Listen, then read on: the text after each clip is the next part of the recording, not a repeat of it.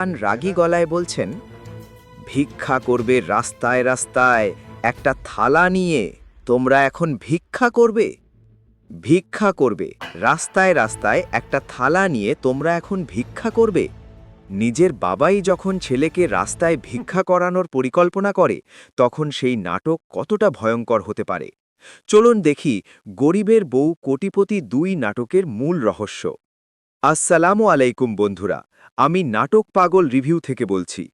আজকের নাটকটি এক কথায় মাথা নষ্ট, যেখানে কোটিপতি শ্বশুর সাজেন পিয়ন আর নিজের বাবাই হয় জানের শত্রু।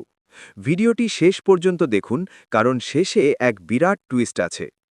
গল্পের নায়ক ফিরোজ একটি কোম্পানির এমডি হিসেবে যোগ দেয়, কিন্তু সে জানত না যে তার স্ত্রী বৃষ্টি আর শ্বশুর রাশেদ সাহেব আসলে ওই কোম্পানিরই আসল মালিক।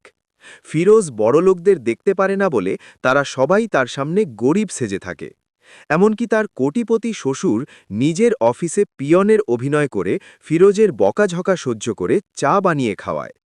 গল্পে উত্তেজনা বাড়ে যখন অহংকারী ব্যবসায়ী সোলেমান খান ফিরোজকে তার সস্তা পোশাক আর ৮০০ টাকার জুতো দেখে লো ক্লাস বলে অপমান করেন।